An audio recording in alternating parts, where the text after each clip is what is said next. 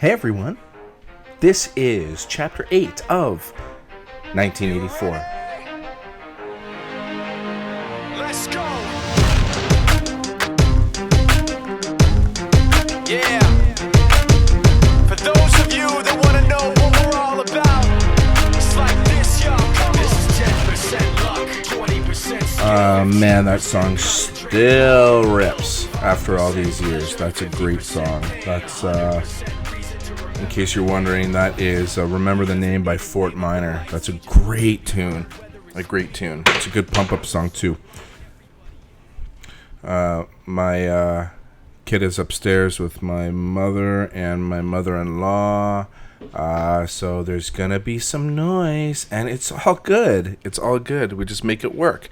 So this is Chapter 8, 1984. I'm gonna take you through it.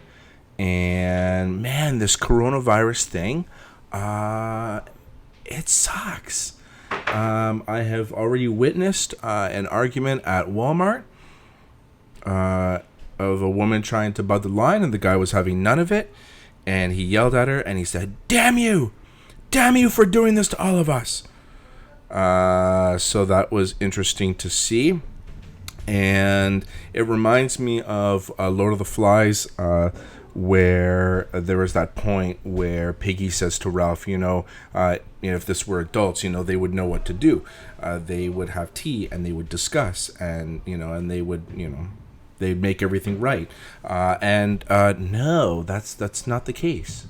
People are acting like lunatics, and yeah, people are being nutty when they don't have to be nutty. But anyway, we're going to get started with the chapter. What you should have in front of you are your own notes. You should have read the chapter by now because you were supposed to. So you have your own notes. You have the novel in front of you. You have maybe the course pack in front of you.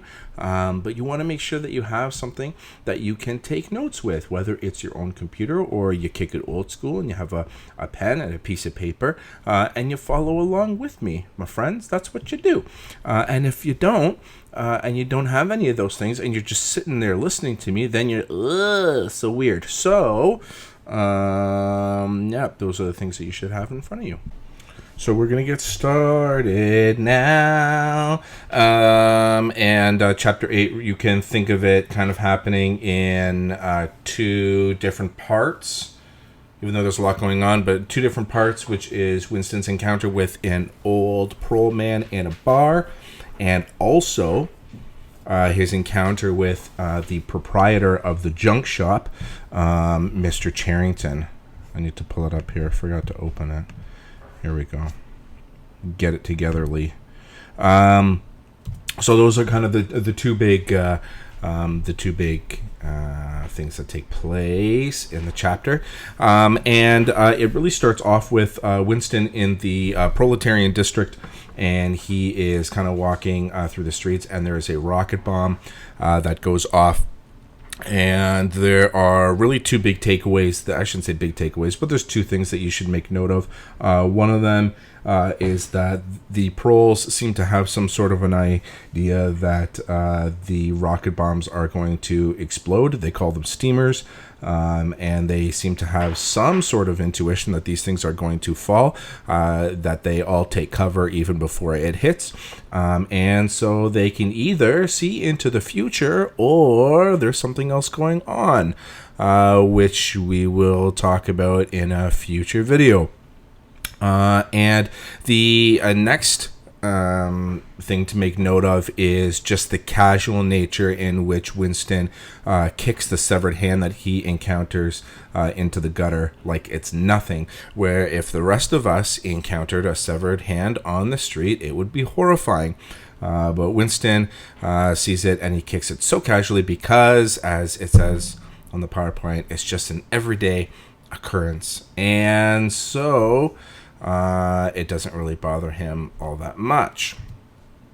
And so we get to the first sort of big section of the chapter. which deals with Winston talking to this old man in a bar. And as I've mentioned a few times, he's trying to get the answer to the question whether life before Big Brother was better or worse than life now. And the answer to that question kind of lets him know whether or not a rebellion is even worth it. If that's tough to follow, think of it this way. If life before Big Brother came into existence, if life was better, and therefore Big Brother comes in and makes life worse, then he has every reason to rebel, to put things back to the way that they were. But if he can somehow find out that life before Big Brother was actually worse and that Big Brother came in and made life better, then there's really no reason to rebel. So he really wants the answer. He really wants the answer to that question. And again, he was only 9 years old when Big Brother came into existence, so it's not like he really remembers what life would have been like prior to Big Brother coming into power. So he sees an old man who was already an adult by the time Big Brother came into power, and so surely he must remember what life was like, except when Winston talks to him, this old man is not only drunk, but his recollection of past events are fragmented at best, and he can't really recall anything substantial that Winston can kind of hang on to in order to answer his question. So Winston is forced to ask multiple times what life was like prior to Big Brother, and this guy cannot provide the answer, and until Winston just eventually gives up and leaves. Now, I usually get the question is, why doesn't Winston just go and find another old man? And I suppose my first lame answer to that question is that there's probably not many of them around anymore. Not much of the older generation around anymore. And a better answer is probably just the risk that Winston has already taken in going to the proletarian district and talking to people and asking about life before Big Brother, and it's just too big of a risk for him to continue doing that, and so it's probably best for him to just leave, which he does. Which leads us into our next kind of really important section of the chapter, which is Winston encountering a man by the name of Mr. Charrington. And Winston is walking through the proletarian district, and he finds himself outside of the junk shop where he initially bought the diary that he's been writing in, and he ventures back inside, and he's met by the proprietor named Mr. Charrington, who is very friendly and kind of shows him around the shop. And we're introduced to our first real symbol in the novel, I think, which is the coral paperweight, as you can see on the PowerPoint. And it really represents two things. The first thing that it represents is that it's incredibly beautiful. And so the rainwatery appearance of the glass and so on, and the tiny little coral in the middle of the paperweight, it's alluring to Winston. And for him, it kind of represents a value system that used to exist prior to Big Brother coming into power. And so just by the sheer beauty of it, Winston seems to believe that life before Big Brother was probably better than life now. If something like this was not only created, but people would have purchased it because they would have really loved its beauty. Which leads to the second thing that it represents, which is history. And Mr. Charrington says that it was created probably about 100 years ago, or more.